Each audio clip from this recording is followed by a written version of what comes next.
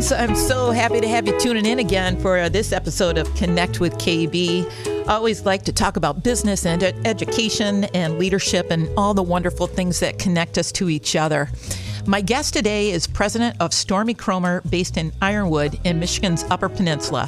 She's established herself as the next generation of leadership for her family-owned business, making Stormy Kromer hats and apparel all the rage for babies to those who are close to 100. I want to welcome to the podcast Gina Thorsen. Gina, so great to have you with me.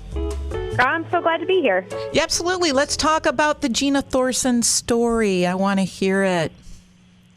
All right. Well, the whole story. Well, I'll try to give you the Cliff Notes version. So, born and raised in Ironwood in the Western UP. My family has been here for several generations, so I am a Youper through and through.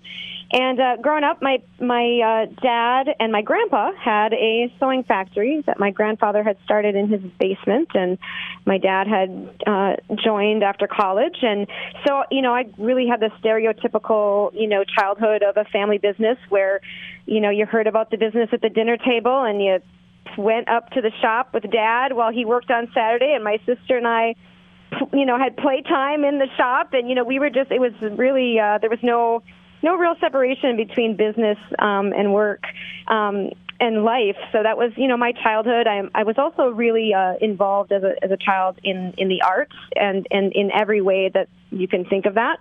So I did a lot of things on stage and music and dance and theater, but also did some work. My job in high school was not for my dad. I didn't work for him. I worked at a little art gallery here in town, and so I had that even as my high school job.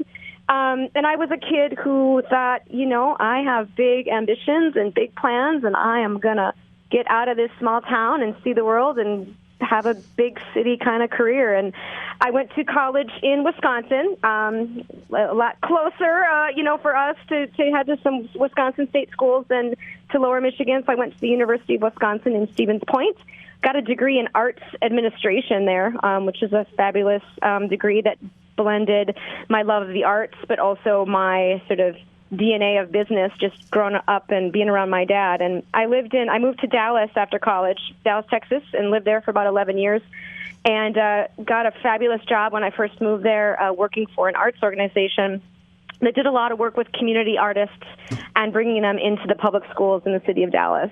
I started pretty entry level there and had a wonderful career there. When I left, I was the vice president of programs, and it was one of the country's biggest arts and education organizations. So I had a wonderful career, really aligned with what I had gone to school for and a lot of my loves. But at the same time, 11 years living in Texas and coming back home for vacations and 2 weeks in the summer to spend on a lake. And I started to get homesick for the Midwest. And my husband also, he is from Milwaukee. So we were both Midwesterners feeling like we needed to get back. And after many years of my dad asking me if I wanted to join the business and me saying, I think actually the words hell no, I finally said, called him up one day and said, hey, what would it be like if I came home? So that's how I got back. So I've been back since 2009, and it was the best decision I ever made, and just so happy to be here in the family business,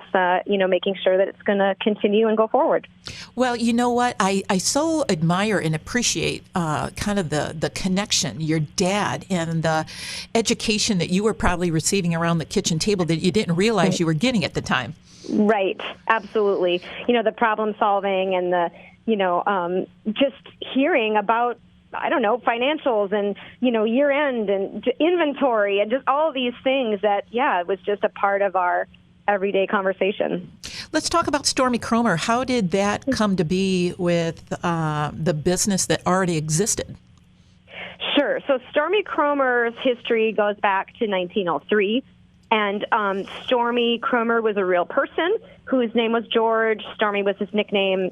He apparently had quite a temper, and that was he had gotten that nickname. But he worked on railroads in the Green Bay, Wisconsin area at the turn of the century, and he had also been a semi-pro baseball player prior to working on the railroad. And he came home one day from work and had this old baseball hat that he gave to his wife and said, I want to modify this so that it's a better hat and it stays on my head when I'm when I'm on the railroad. And so his wife, Ida, made the first Stormy Kromer cap, and, his coworkers wanted one, and sort of the typical American story. The rest is history. So that the company, the Kromer Cap Company, was in Milwaukee, actually, for most of its history. And as I mentioned, so we have this family sewing factory here. My grandpa started it in 1958. Like when I was growing up, we did all sorts of industrial contract sewing. So we didn't have any brand of our own. We made things for other people, and it was mostly covers and medical supplies and cases and tarps and awnings, things like that. No apparel at all. But the Kromer cap had a pretty serious place in the culture of the UP, and even maybe more specifically here in the Western UP. And like, I had a Kromer cap as a kid. We used to wear them on the ski hills, which is insane. Like, this way before helmets were a thing, that you wore on the downhill ski slopes. So the hat had a history here. There was a couple of local shops that sold the Kromer caps, and one day, one of those gentlemen came to my dad and said, I just tried to call to Milwaukee to order more hats, and they said, we're not going to make those anymore. And you have people that make things, so you should do something about this. So my dad made a few phone calls. It was very informal. It was a handshake agreement, and this was in the fall of 2001. That basically, and we didn't even buy a whole company. My dad bought the right to make this hat and call it a Stormy Kromer. And brought that into our sewing factory here in 2001. And again, that was just a hat. And so in all those years since is the whole expansion of the brand that we've done, was building off of that hat into a more full line of apparel and accessories. Well, the company itself, and I don't know if, the listener should get on the website because it's just phenomenal. And the way that you guys market and the social media, matter of fact, I got to see my good buddy Dave Nyberg in the Stormy Kromer Facebook post yesterday. And Dave's up there at Northern Michigan University. And I am a big fan of his, and we are friends. It's really kind of a phenomenon, really, with people now, too. I saw a YouTube video with little baby Wade and his little baby Stormy Kromer. And so it's not just people that are in the UP, though, that are wearing these. I mean, this is something that people all over the U.S. are in the hunt for these hats. Isn't that correct? Yeah, absolutely. I mean, we're still, we have a strength in the upper Midwest for sure, but we sell to retailers across the country. We sell on our website to people across the country and in other countries. I was just at a trade show last week out in Reno, and a lot of the retailers that were at that show were from the West and Pacific Northwest, and I was talking to dealers in Montana and Washington and Alaska and Idaho, all who are, successfully selling our products and looking to grow, their product line that they offer from us. So it is growing across the country, and we're just so proud, that we make something here in the little old Western UP that is having an impact from coast to coast, really. Tell me about your team, and is it hard to hire right now? And how do you keep people motivated and encourage them and empower them, and do you promote from within? Yes.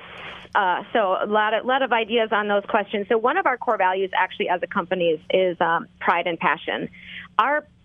For the most part, the people that work here are incredibly proud that they make Stormy Kromer and that we are, 90% American made, and that we really have those values. We have a lot of very long time employees, especially on the production line. We've got a whole host of 20-year employees and a few 30s.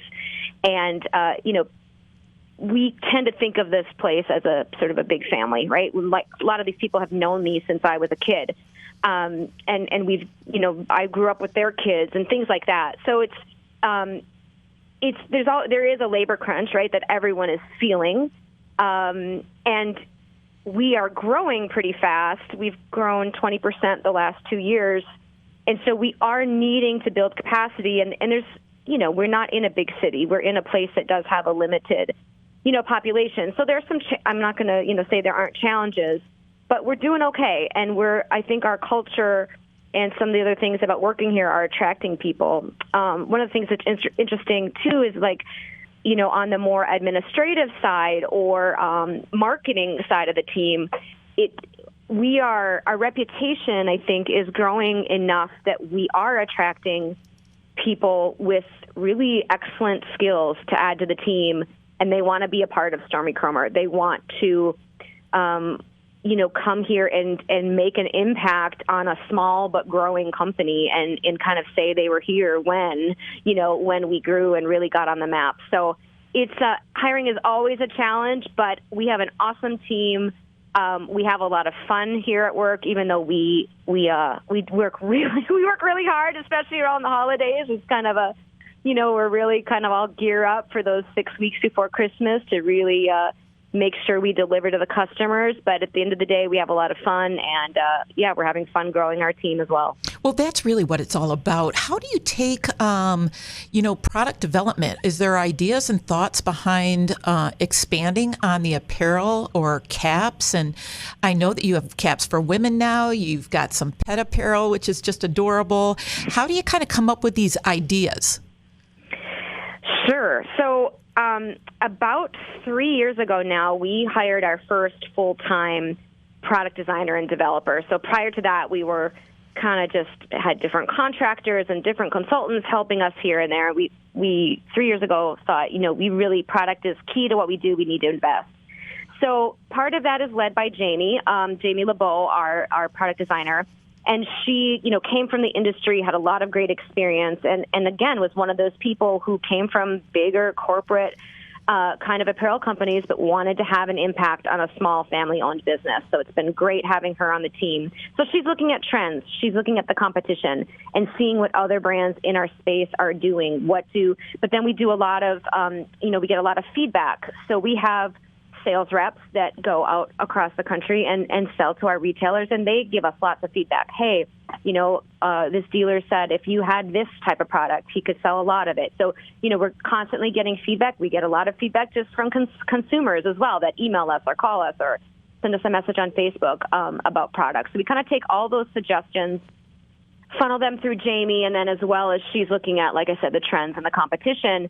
And, there's also a bit of making sure that where we're going fits our capabilities as a manufacturer. And one of the things we're doing now is trying to look for additional manufacturing partners to sort of join the Stormy Kromer team, and so that we can add on products that maybe we aren't best suited to make, but maybe we partner with a manufacturer in New York or Chicago or somewhere that does have those capabilities. So there's this, and Made in America also is a factor into the product development that is something you have to balance. Some things are really costly to be made in America, and even though people, want Made in America products, there are price point considerations to make sure that it will be successful. So sometimes we have to say that's a great idea, but no one is going to pay X number of dollars for that. So we'll put that on the shelf, and maybe there's a time that we can come back to it. So really all those factors go into what products we decide to put in the line each year. Do you think about things like when you talk about the U.S. and products, do you have like a USA line at all? I mean, do you think about making caps like that, like red, white, and blue, and, coming up with that when the Olympics are on or anything like that? Or is that it's just too difficult because it's such a limited amount of time? We have done some of that in the past. We had a red, white, and blue cap in the line for a while. But to be honest, we didn't sell enough of them for it to make sense to go forward. So, we're constantly tweaking what is in the line, and we have to put our resources towards the things that are selling the strongest so that we can, because we are, like I said, we are a little bit resource constrained with growth. So we're trying to focus really on the things that our customers really, really want for us. One of the other things that's exciting is we're starting to partner with a few more American fabric mills. So you'll see some, right now we get our products from all over the world, but textiles are a bit of a challenge to source in America. But we're developing some new relationships with some mills on the East Coast, and we'll be coming out with more and more products that are not only manufactured in the USA, but the majority of the materials also come from the USA as well. So we're excited to promote those in the future. Gina, as we talk a little bit about you taking on this role and a woman president CEO, what advice would you give to other young women? Obviously, retail is a space that they really enjoy, but also just as being an entrepreneur. Yeah, I mean, it's interesting. When I get questions about being a woman in this business, I think, for me, growing up in this business has helped me obviously not feel like I feel like I belong here. And I had all the credit to my dad, who never, ever, he's got 2 daughters and that's it. And he never put any limitations on us thinking that we couldn't do, this or that because we were girls. And so I have had a pretty limitless view of, what I can do for most of my life. But I think the things that, looking back, the advice I would, some of the advice I would give is just that to trust your instincts. I second guessed myself a lot when I thought, oh, well, there's older people in the room, or there's more senior people in the room, or maybe I don't know this. But looking back, I know that I held back when I had important things to say and things that could have benefited, my past company or, here when I first started. So I think there's just a level of belief in yourself and trust. Not to say, you always have a lot to learn, and I'm 46 years old and taking over this business, and I have a lot to learn to make sure that we succeed and to keep learning. And I'll be learning, till the day I hang up my hat here. So, but I think for women, sometimes we don't always believe in ourselves enough. And I think that is just a key factor to success. And there's a lot of truth to fake it till you make it. I have done a lot of that. Like, I don't really know what I'm doing, but I'm going to do my best, and I'm going to figure it out as I go, and usually works out okay. Well, you know what, Gina, you are spot on, and I so appreciate you coming on with me today. You know that I appreciate your friendship, and I appreciate the great work that you do. You are a great role model, and I wish you and the team at Stormy Kromer all the success in the world. Well, thank you so much. It's been great chatting with you. Thank you. My guest today is Gina Thorsen. She is president of Stormy Kromer. I'd also like to thank my supporting sponsors, Marketing Resource Group, Downing Industries, Governmental Consultant Services, AF Group, AT&T, Public Affairs Associates, Mercantile Bank, and the Michigan Chamber of Commerce. You can listen to all my podcasts at connectwithkb.com. Until we connect again, go live your best life. I'm your host, Kristin Belzer.